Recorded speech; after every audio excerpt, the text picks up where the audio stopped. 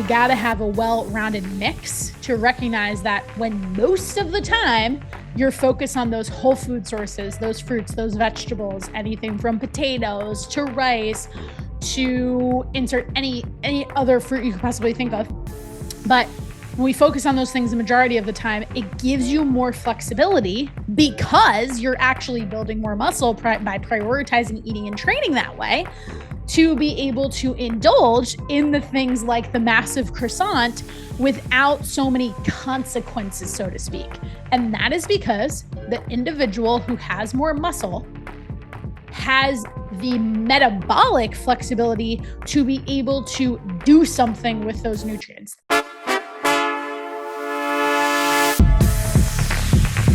Let's link up with Krysta on the FYX.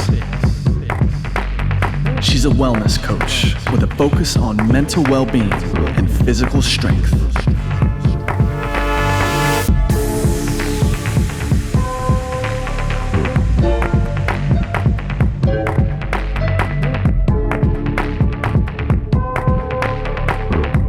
What's up, FYX listeners? Welcome back to our latest episode of the FYX podcast. I'm your host, Krysta Huber.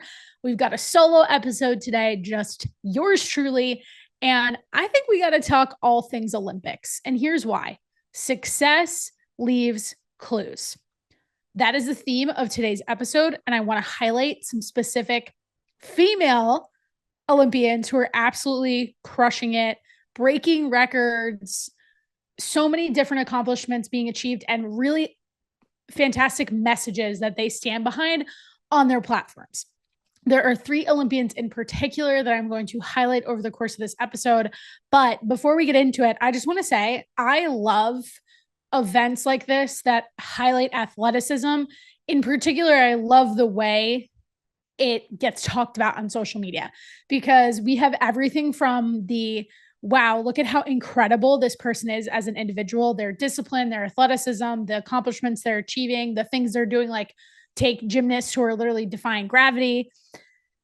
And we also have the funny side of it with jokes that range from people who are pretending like they're paying attention at work, but they want to cancel all of their work meetings over the course of the few weeks that the Olympics are on so that they can actually watch them, to the jokes about critiquing people's performances while you happen to be sitting on the couch and from the comfort of your own home giving feedback and commentary on what they should be doing. So I just love it, because I think it's just something that we get to really see the positive sides of social media and the way people come together over commonalities and just like really being in awe of some of these very incredible individuals who get to have their, dedication for years. And this is important because it comes back to one of the points I'm going to hit, but having that dedication, the discipline on display, and seeing people rally behind it. One other thing that I think has been really cool too is the push from Flava Flav to support monetarily these athletes who will work for years for only a few moments and have to give up conventional ways of making money. It's not easy to get a sponsorship when the landscape is competitive and you're required to dedicate so much time, effort, energy to training that having, let's call it more of a traditional job, isn't necessarily in the cards if you want to be able to do both, so to speak. So it's been really cool to see everything that has just been covered by this Olympics, but I thought it'd be fun to do a little recap episode of some of the really big highlights among the women who like I said, are setting records and then using those platforms to be able to double down on messages that a lot of you listeners to this show, a lot of our clients inside the Fitness Fix need to hear, because it can put so much into context for you. And more importantly, can be both motivation and inspiration. Motivation and inspiration, I think, are important. And I am very quick as a coach to say, oh, don't rely on those things. However, you take times like this when you see this, and it's just, at least for me personally, has been so much of the conversation of what I see when I'm scrolling on Instagram. And I love that. take advantage of it and use it for greater good for yourself. Use it to kind of say to yourself, hey, like, look what this person can accomplish and how might I be able to apply that to my life? So that's what we're going to break down inside of the rest of this episode. Now, if you caught my post from Instagram early last week, if you're listening to this episode on the day that it drops, happy August, by the way. I can't believe we are in yet another month, a month that some people like to call the Sunday of summer. So let's soak it up while we still got it. But I did this post about Ilona Maher, who is on the women's rugby team, and she has such a cool message. She's gotten a lot of heat on social media for the balance between playing a sport that typically has more of a masculine connotation to it and being strong and muscular and athletic, but also still embracing her feminine side. And I should say she's gotten both a lot of heat, but also a lot of celebration. And I first want to start with the heat piece because people were commenting about her weight as well as her BMI. And I jumped into the conversation and said that she is just a beacon of light to this conversation because she has a BMI of 30. And for anybody who has no context of what that scale is, if it's over 25 based on the standards that are set by the BMI metrics, that would be considered obese. And in addition to that, she fluctuates with her weight like somewhere around 200 pounds. Sometimes it's 199, sometimes it's a little bit higher. And I think those numbers are important for multiple reasons. Number one, it shows you that those metrics are exactly that, just metrics. And that is because when you look at someone like Ilona, you look at her physique. Let's not deny she's pretty tall, right? So that's something that we want to factor into this in terms of her aesthetic and her appearance. But there's no denying that she is jacked and very muscular, but also lean and toned. She might not have a six-pack, but she certainly has the flatter stomach, the strong, perky glutes, and the toned arms that a lot of you ladies out there use as criteria for what you would like your physique to look like. So why I think it's so necessary and so incredible that she's speaking to her physique and sharing this data about herself, and it is just that, it's just data, is because it shows you that your perception of what those numbers might mean is very different depending on the person. And that's why we don't necessarily want to get caught up in defining our metrics for success solely based off of the numbers that we see on the scale. Because if we went only by that information and had no other context about her, think about it like this. If you had her stats on a piece of paper, and I'm saying you wouldn't know anything about her muscle. So let's say we only know her weight, which keep in mind is going to factor in the water in your body, your muscle, and your body fat, not just your actual muscle itself, but we take that, we take her height, and then we take her BMI, and seeing no picture of her, you would assume by the standards that have been set in the medical field that she is considered obese and therefore synonymous with unhealthy. You see what she looks like? And if you don't know what she looks like, jump over to my Instagram. I did a whole little reel on it, and I used a video of her strutting around in a bikini, and she looks fantastic. You would assume that she is arguably unhealthy. But again, when you actually see her, you see that she is a body type that a lot of people have in their heads when they think about what they'd like to look like if they could just lose a little bit of weight. But guess what?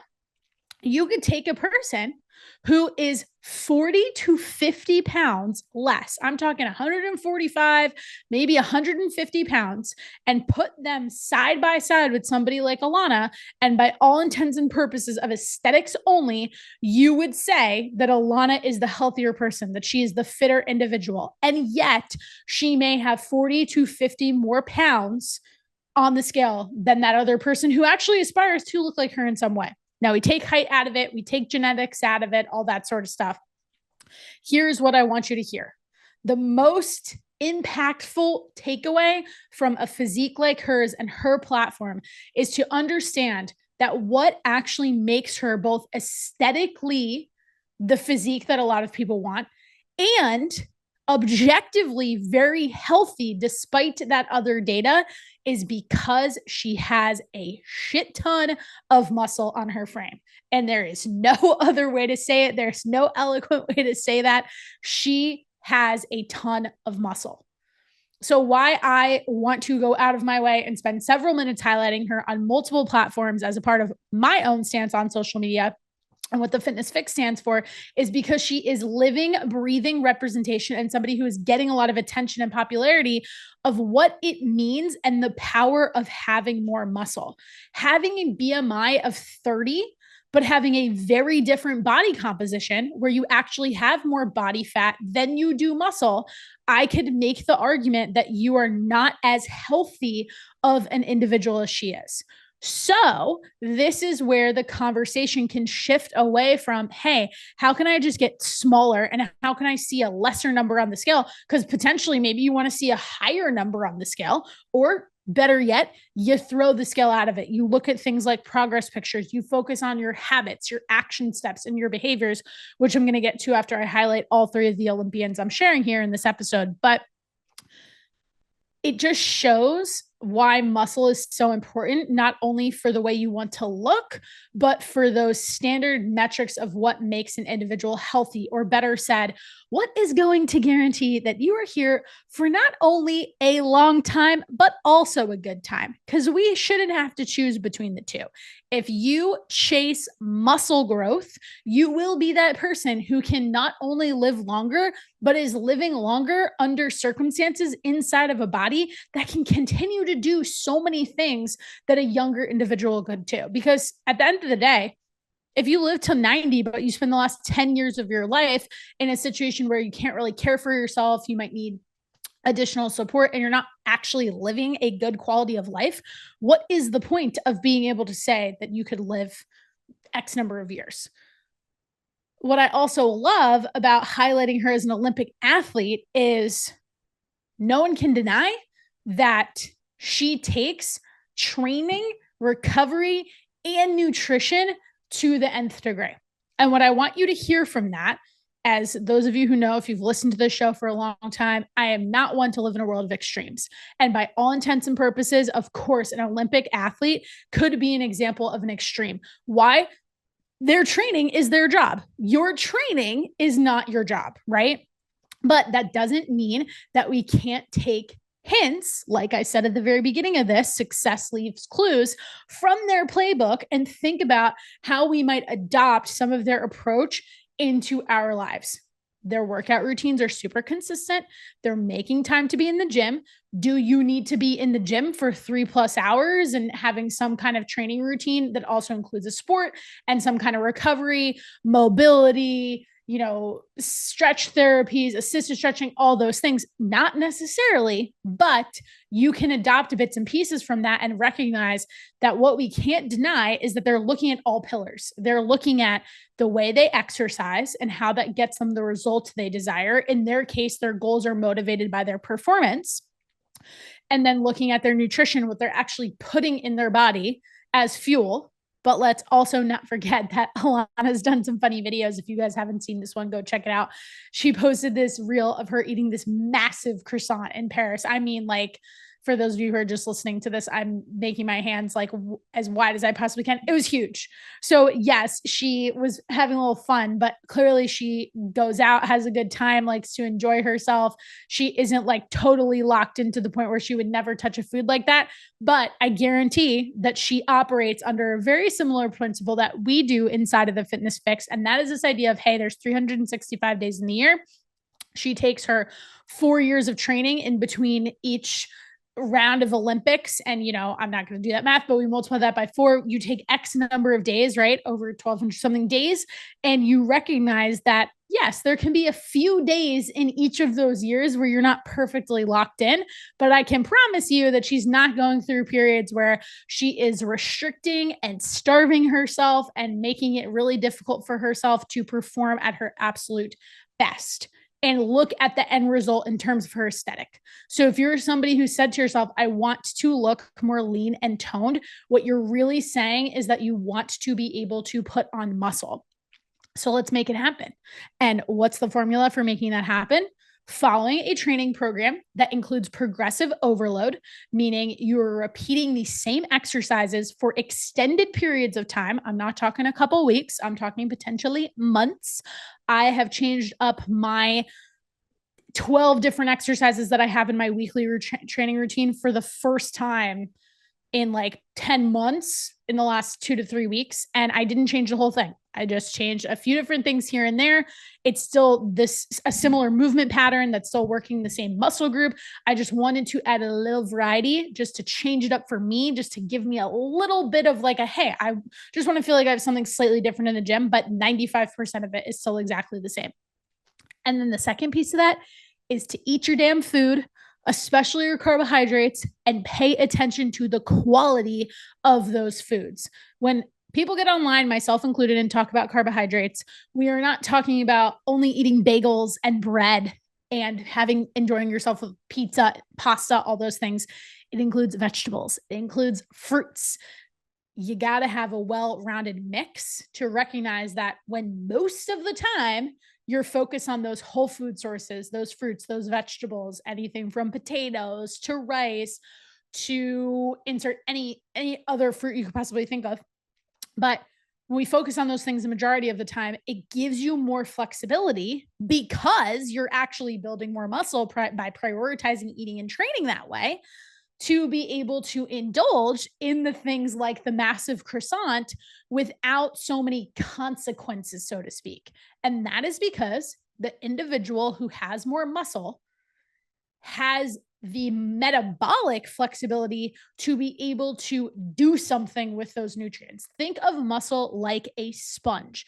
The more of it you have on your frame, and I don't love this word choice, but I think it's the best way to describe it, the more you can get away with eating certain foods that you have possibly labeled as bad or as unhealthy, because they're not the foods you're going to be eating the majority of the time when you are looking to achieve a certain aesthetic goal around losing body fat. But the more muscle you have, I think the easier it allows you to operate in a world like the world we live in today that is not necessarily designed for fat loss. And why isn't it designed for fat loss? Food is super accessible. We've got multiple apps on our phones that in the time I'm finished recording this podcast, I could literally have like a bunch of different meals sitting outside of my door. I can run to the grocery store really quickly. And inside of that, foods that are hyper palatable. They have textures, they have flavor profiles that are quite literally designed for you to take one bite of them and then want to eat more. I don't know if maybe there's somebody out there, literally send me a message on Instagram because I want to know if you exist. But I don't know if there is a person out there that can eat a single chip, goldfish, pretzel, you name it, and just have one. If you exist, tell me your secrets, because I am not you. I don't think most of my clients inside of the Fitness Fix are you. And for that reason, the one thing you can do so that you don't have to flex so much willpower all of the time is put yourself in a position to put on that muscle. So if you have no idea whether you're following progressive overload in the gym, and if you have no idea if you're eating an appropriate amount of carbohydrates, and of course our good friend protein, for you and your body type and your goals, this is your sign to come talk to me about what that might look like, personalized to you, because that's exactly what we focus on inside of one-on-one coaching with Fitness Fix, helping you figure out of the foods you enjoy, the foods you look forward to eating, and then expanding your palate a little bit, bringing in more of those whole food sources, and ultimately just developing a better appreciation for how foods fit together. That is going to be the recipe for success in getting you more muscle and ultimately taking you through those different fat loss phases, and then helping you find a maintenance routine with your calories so that not only you achieve the results you want, but you actually keep them for life. Because who doesn't want that? So that's the first part of what I want to highlight about the positives around Ilona sharing information about her data, about her metrics of her physique. The second thing I just want to underscore, I've said it once or twice, but I think this is really, really important, is that last piece of she is healthier at those metrics because she has more muscle. This is not to say that everyone can walk around at 200 pounds and look like her, but don't blame genetics either. Don't say that, oh, because she has certain genetics, that's why 200 pounds looks a certain way on her frame. So much of that has to come back to how much muscle she has. And again, I just love the fact that that's getting so much attention. So I'm here for it. The second person I want to highlight is Simone Biles. And I have two reasons for highlighting her, but the first has to do with mental health, recovery, and making tough decisions. The second has to do with her age, but I'm going to include a third athlete, so we'll save that for last. As a lot of people know, Simone made the decision at her last Olympics to walk away when she was in Tokyo. She started experiencing what she described on the latest Netflix docuseries that I watched on this. Go check it out. It's really good. The spins, and just kind of recognized like she was not in the right headspace to be able to compete. She felt off. She didn't feel right. And this was met with a lot of opposing viewpoints. One, on the, devil's advocate side of things, how could you walk away from your team? How could you leave your team and country like that when you're there to represent them? And the other was knowing when walking away from something, technically quitting in that moment, makes the most sense for you. Now, as somebody who has experienced multiple forms of trauma in her life, it took an experience like that, probably in a situation that she didn't want it to happen. You don't train for 4 years and you don't dedicate your entire life, her 27 years of existence, to a sport that she only gets a few opportunities every couple of years to be able to compete in, to make a livelihood, to make a name for herself, and to also just find that internal satisfaction of actually following through on a goal. I don't think anybody wants to walk away from it in those situations. I certainly wouldn't. But we also have to recognize those same circumstances lead to quite the pressure cooker. And when you take the experiences that she had in her life, her childhood, initially upbringing, she was taken away from her parents, and her grandparents actually raised her. So the environment that she grew up in as a very small child, we don't know the types of effects that has had on her over the years that she hasn't necessarily unpacked. And then she was unfortunately a victim of abuse during the huge scandal that came out among USA Gymnastics, with the team doctor who was charged for sexual assault on many of the athletes who are part of that community. And it might have taken the experience that she had at the 2020 Olympics to be like, wait a minute, there are some other things that I need to look at.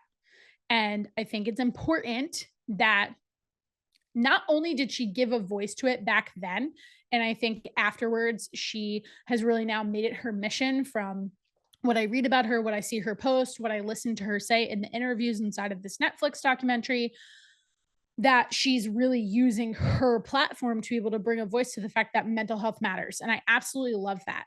But what I want to add to that, and what I think is fantastic, is she now has this resume that she's built up for herself with the 2024 performance that she's given at the Olympics, having multiple tricks and events literally named after her because she's been able to accomplish them in these settings, and winning gold medals left and right. It shows that when you take a pause and you recenter yourself, and when you focus on what's going on inside of your head, the outcome has the potential to be that much greater. Personally, I totally respect her decision to walk away from the sport back in 2020, because let's be real, I was saying this in the very beginning of this recording when I was commenting on people like joking about them critiquing these performances while they're sitting from their comfort of their couches. Gymnastics is a potentially dangerous sport. You are literally flipping in the air, defying gravity.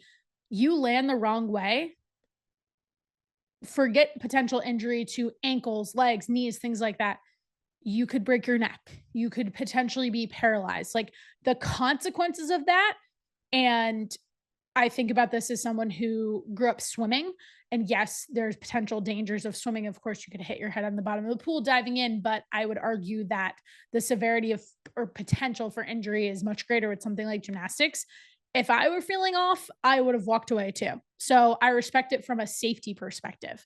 But I'm just really happy to see that her bringing in conversations around therapy, around getting support for connecting with your nervous system, around having tools in place to focus on your thoughts, to rewire your brain, to open yourself up to having conversations about things that you may have pushed down for years. Look at the benefit that it's had for her, because nobody could possibly argue against the fact that that hasn't done something to be able to help her. Because if it didn't help her, then why is she absolutely freaking crushing it inside of her performance at the 2024 Olympics? So I just think it's really cool. I love the fact that she made the decision to come back, because there was a lot of conversation that she might have ended her career at the 2020 Olympics. And I just love the fact that she came back. And I was reading a few articles in preparing for this episode and just reading up on, some interviews and things that she's had, that she may see another run at the next Olympics because of how fantastic her performance has been here. And that's going to be my segue into talking about age. And I'm going to lump Simone into this category because she is 27 years old. And I'm also going to, as a former swimmer myself, love watching Olympic swimming. I love seeing Olympic swimmers crush it. And Katie Ledecky has been somebody whose name has been in headlines alongside Simone, because both of these athletes are 27 years old. And by certain standards for certain sports and just in the culture of the Olympics, that is quote unquote considered old. And I love, again, what is the Olympics highlighting for the everyday person like you and me?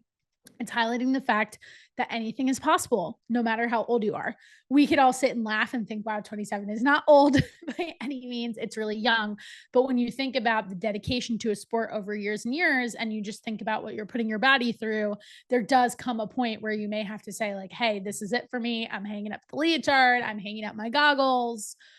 And I just think it's really fantastic that not only are they showing up, but they're also continuing to make a name for themselves. They're, again, using their platform to be able to say, hey, you can do this no matter how old you are.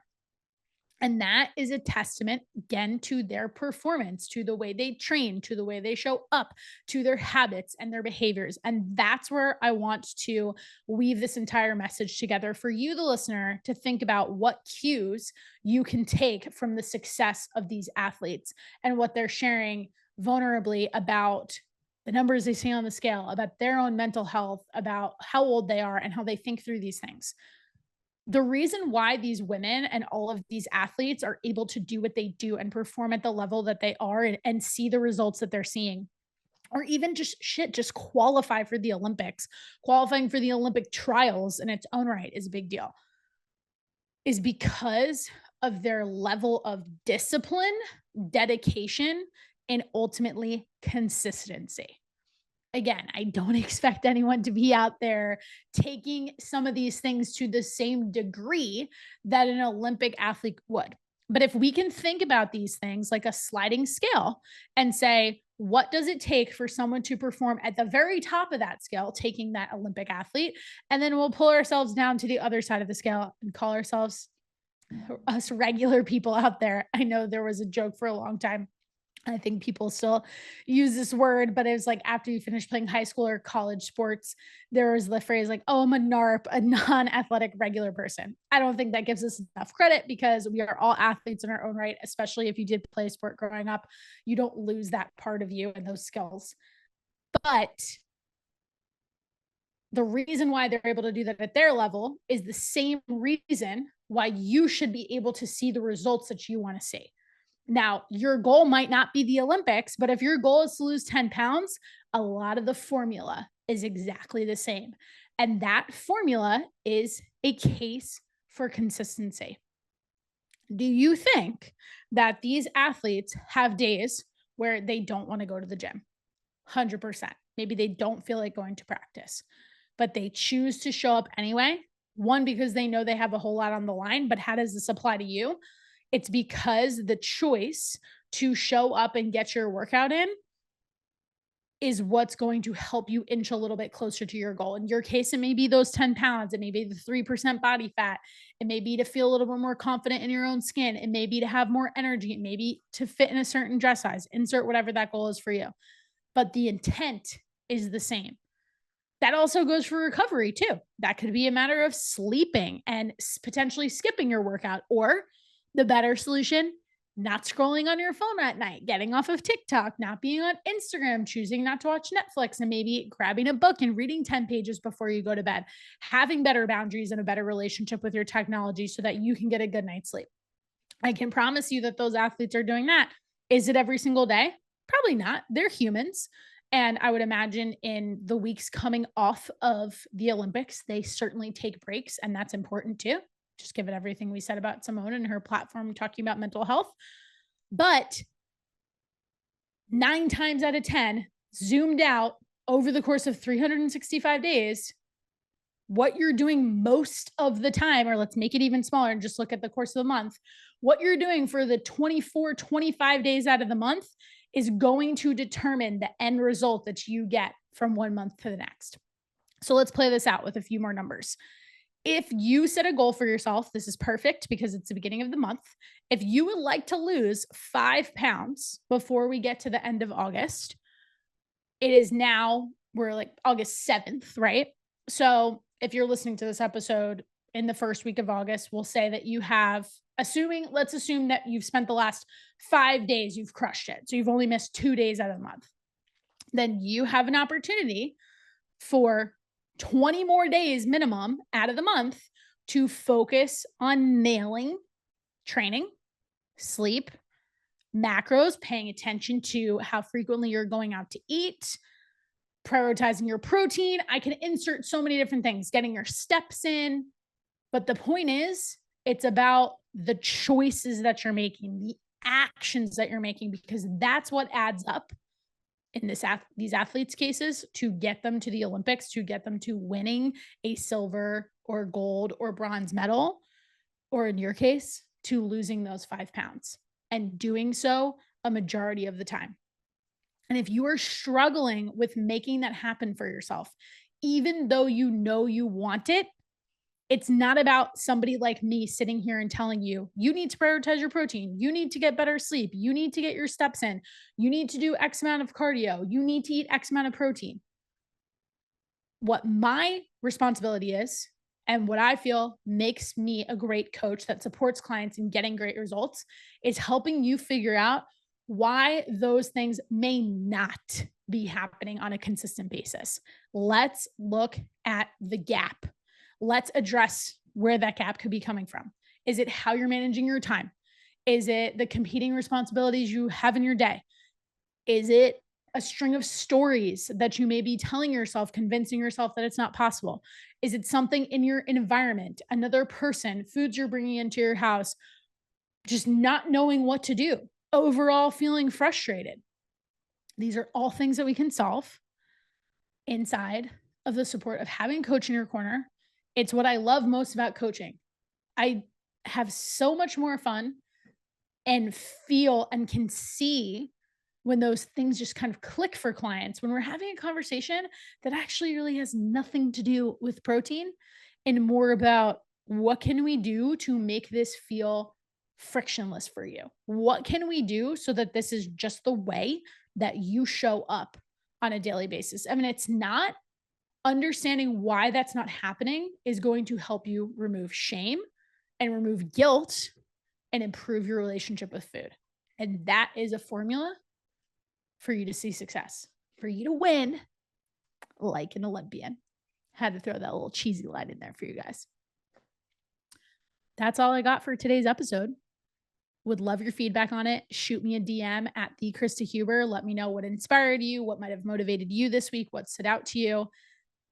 If you hear this and you're like, she's right, and I know I can't do this on my own, my DMs are also open for that conversation about what specifically it might look like for you. I'd love to have a conversation. We can hop on a Zoom call and come up with a game plan that works for you and see if we might be a fit to work together inside of the Fitness Fix.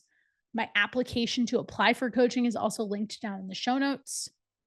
Summer's coming to a close here before we know it. A lot of people like to get back into their routines come fall. Why not get a little head start on that? I've got a few spots open for coaching for this month, and I'd love to see you in there. And with that, from wherever you're listening from, I hope you have a wonderful rest of your day, and I will see you guys next week.